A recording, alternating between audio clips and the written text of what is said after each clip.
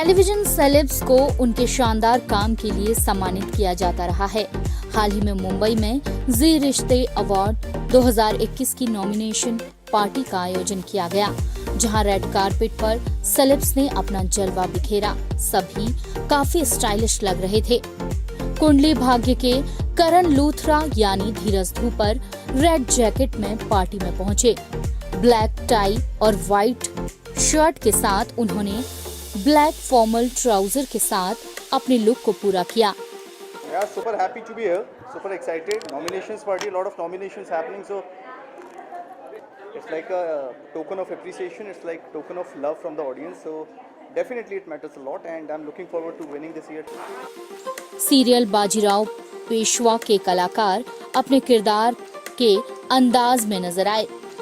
मीत की आशीष सिंह ग्रीन साड़ी में काफी खूबसूरत लग रही थी। कुंडली भाग्य और कुमकुम भाग्य की पूरी टीम ने रेड कारपेट पर अपने अंदाज से सभी का दिल जीत लिया। सुप्रिया शुक्ला, अंजुम फकीह भी खूबसूरत अंदाज में यहाँ पहुंची। वेरी एक्साइटेड बिकॉज पिछले 3-4 साल से मैं खुद ही प्रेजेंट कर रही थी नॉमिनेशन पार्टी, तो आज बहुत अच्छा लगेगा। आराम से बैठकर देखूंगी सामने और देखते कितना मज़ा आएगा। मुझे सुनाई पड़ा है कि मेरी ही कोई एक बेटी शायद उसे प्रेजेंट कर रही है, तो देखते हैं कितना मज़ा आता है जब बेटी माँ को ग्रिल करेगी। तो नॉमिनेटेड होगा, but I don't know if I am nominated और नॉट। पिछले साल बेस्ट बहन का अवार्ड मिला था, बट अभी पता नहीं इस बार बेस्ट बहन का अवार्ड किसे मिलेगा। सो आई होप जिससे भी मिलेगा, I am sure she will be a deserving one. इनके अलावा रक्षंदा खान, शब्बीर आलूवालिया सहित कई अन्य सेलेब्स अपने शानदार अंदाज में यहाँ मौजूद थे। हर बार की तरह इस साल भी जी रिश्ते अवार्ड का आयोजन मुंबई में ही ग्रैंड स्तर पर होने वाला है। हालांकि इस दौरान कोरोना नियमों को पूरी तरह से ध्यान में रखकर ही ये अवार्ड दिए जाएंगे।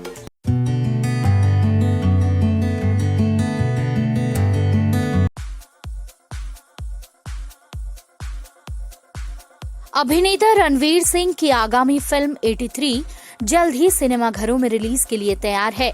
1983 के जीते गए वर्ल्ड कप की कहानी पर बनी फिल्म पर पूरे हिंदुस्तान की निगाहें टिकी हैं। फिल्म की रिलीज से पहले रविवार को मुंबई में 83 की स्पेशल स्क्रीनिंग का आयोजन किया गया। इस स्क्रीनिंग में फिल्म के निर्देशक कबीर खान सहित कई सेलिब्रिटीज शामिल हुए। कबीर खान का फिल्म के बारे में कहना था, ऑब्वियसली देखिए, ट्रेलर फर्स्ट कम्युनिकेशन होता है, तो ऑब्वियसली अगर ट्रेलर लोगों को पसंद आएगा तो एक इंटरेस्ट आता है, वो पिक्चर देखना चाहते हैं। तो हाँ, हमारे ट्रेलर को बहुत ही ज़बरदस्त एक रिस्पांस मिला है। ऐसा रिस्पांस मेरे को तो कभी याद नहीं है अपनी ज़िंदगी में कि ऐसा रिस्पांस आया था। तो इसका मतलब है कि लोगों को पिक्चर का जो एक आइडिया है, जो एक स्पेस है, वो अच्छा लग रहा है, कहानी अच्छी लग रही है। तो होपफुली लोग आएंगे उसको।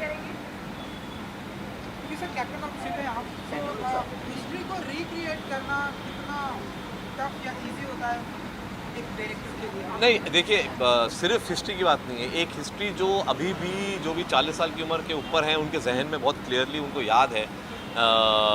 जो 40, 50, 60 साल के लोग हैं, उनके आप पूछिए कि उस दिन आप कहाँ थे, उन सबको याद है कहाँ थे, कब कपिल देव ने जब कप उठाया था वो क्या कर रहे थे, और मैचेस भी बहुत अच्छी तरह याद हैं। तो ऐसे एक रीसेंट हिस्ट्री होती है और इतना आइकॉनिक मोमेंट जो होता है उसको रिक्रिएट करने में ऑब्वियसली एक चैलेंज होता है, एक बहुत बड़ी रिस्पॉन्सिबिलिटी होती है, क्योंकि लोगों को एग्जैक्टली डिटेल्स मालूम है, किस किस्म के कपड़े पहनते थे, क्या बॉलिंग एक्शंस होते थे, बैटिंग स्टांस क्या होता था। तो वो सब रिक्रिएट करने में ऑब्वियसली बहुत ही एक अटेंशन टू डिटेल करना पड़ता है। लेकिन इस सबसे ज़्यादा जो रिस्पॉन्सिबिलिटी है वो ये है कि जिस तरीके से पूरी हिंदुस्तान में एक खुशी आई थी 25 जून 1983 को, वही खुशी क्या हम थिएटर में रिक्रिएट कर सकते हैं? वो हमारा एक एफर्ट है।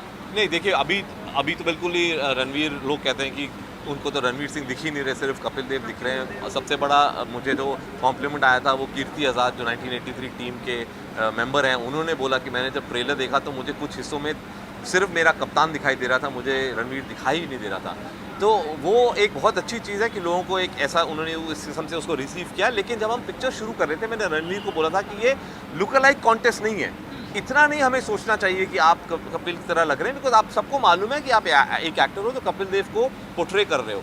आई थिंक रणवीर ने जो किया है, जिसकी वजह से वो उनकी तरह लग रहे हैं, उन्होंने जो एक्सप्रेशन जो उन्होंने पकड़ा है, जो बोलने का स्टाइल पकड़ा है, सिर्फ लुक से ज़्यादा वो एक इम्पैक्ट आता है। जिस तरीके से वो बोल रहे हैं, बिल्कुल कपिल देव की तरह, जिस तरीके से वो खेल रहे हैं, बॉलिंग कर रहे हैं, बॉलिंग एक्शन कपिल देव का सब जो क्रिकेट जानते हैं कहते हैं कि दुनिया में सबसे मुश्किल एक एक्शन है, लेकिन वो रणवीर ने किया है।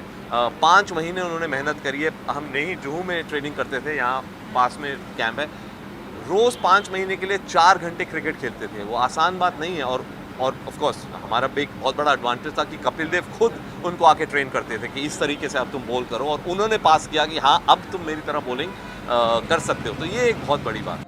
हालांकि इस स्क्रीनिंग में रणवीर सिंह और दीपिका पादुकोण को नहीं देखा गया। अभिनेता ताहिर राज भसीन भी स्क्रीनिंग में शामिल हुए। निर्माता साजिद नाडियाडवाला भी स्क्रीनिंग में पहुंचे। साथ ही कोरियोग्राफर और निर्माता अहमद खान भी अपने परिवार के साथ स्क्रीनिंग में शामिल हुए। अभिनेत्री सई माजरेकर भी स्क्रीनिंग में पहुंची। हिमेश रेशमिया भी यहां अपनी पत्नी के साथ पहुंचे। अभिनेता सुनील शेट्टी, डायना पेंटी, चंकी पांडे, रिया चक्रवर्ती सहित कई अन्य सेलिब्रिटीज भी स्क्रीनिंग का हिस्सा बने। महामारी के कारण कई बार इस फिल्म की रिलीज डेट पोस्टपोन हुई है। हालांकि अब ये फिल्म फाइनली 24 दिसंबर को सिनेमाघरों में रिलीज की जाएगी। फिल्म में रणवीर सिंह ने कपिल देव की भूमिका निभाई है। इसके अलावा फिल्म में पंकज त्रिपाठी, आर बद्री, एमी विर्क, साहिल खट्टर, निशांत दहिया, दिनकर शर्मा, चिराग पाटिल, ताहिर राज भसीन भी लीड रोल प्ले करते नजर आएंगे।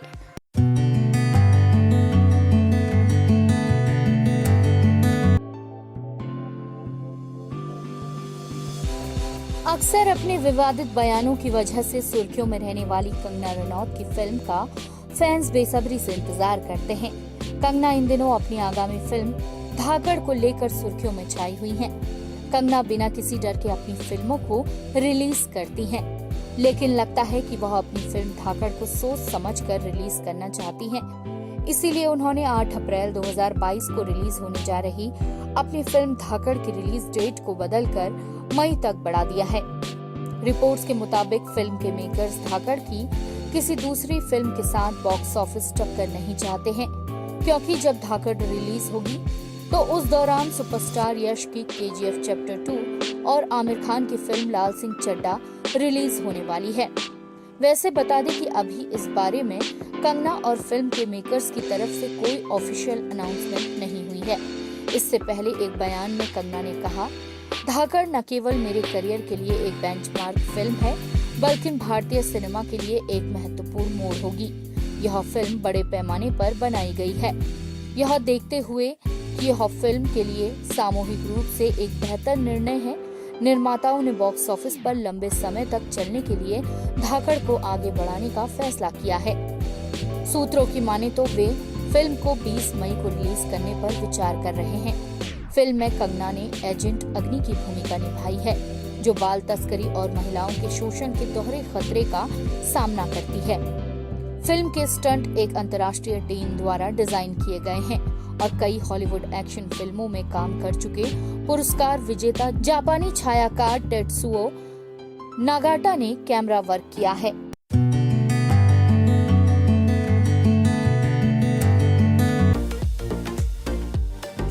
बॉलीवुड अभिनेत्री दीपिका पादुकोण इस वक्त अपनी कुछ बोल्ड तस्वीरों को सोशल मीडिया पर शेयर करने के बाद से सुर्खियों में है।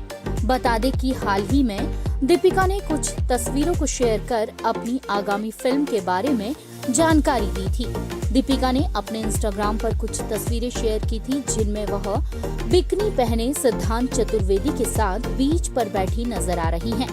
इन्हें शेयर करते हुए दीपिका ने लिखा, जी हाँ, थोड़ा लंबा इंतजार हो गया, लेकिन जैसा सभी कहते हैं, जितना लंबा आप वेट करेंगे और जब वह चीज होगी तब आपको ज्यादा अच्छा लगेगा।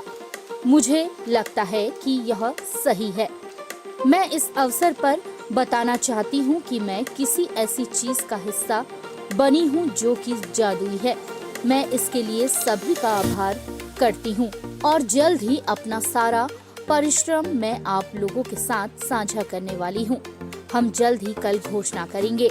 दीपिका और सिद्धांत की यह तस्वीरें सोशल मीडिया पर तेजी से वायरल हो रही हैं।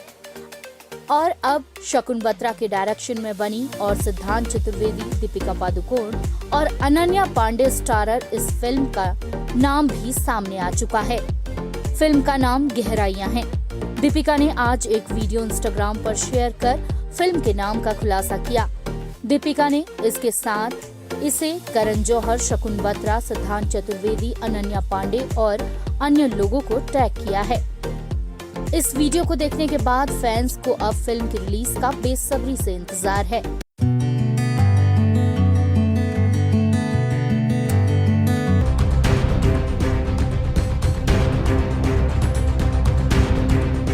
पिछले कई महीनों से बॉलीवुड सितारों के सितारे गर्दिश में हैं।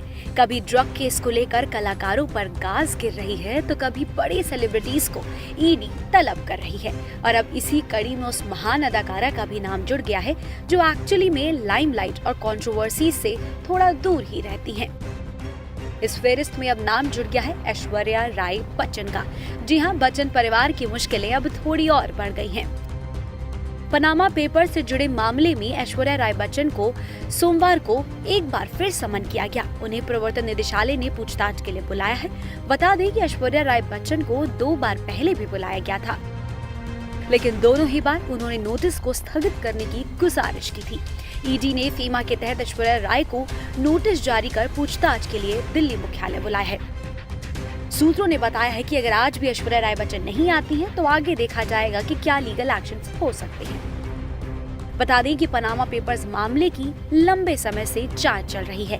ईडी के अधिकारी देश की कई बड़ी हस्तियों को जांच में शामिल कर चुके हैं। इसी कड़ी में 1 महीने पहले अभिषेक बच्चन भी ईडी कार्यालय पहुंचे थे। दरअसल पनामा पेपर्स मामले में भारत के करीब 500 लोगों के शामिल होने की बात सामने आई थी। इनमें नेता, अभिनेता, खिलाड़ी, बिजनेसमैन, हर वर्ग के प्रमुख लोगों के नाम हैं। इन लोगों पर टैक्स की हेराफेरी का आरोप है, जिसको लेकर टैक्स अथॉरिटी जांच में जुटी हुई है।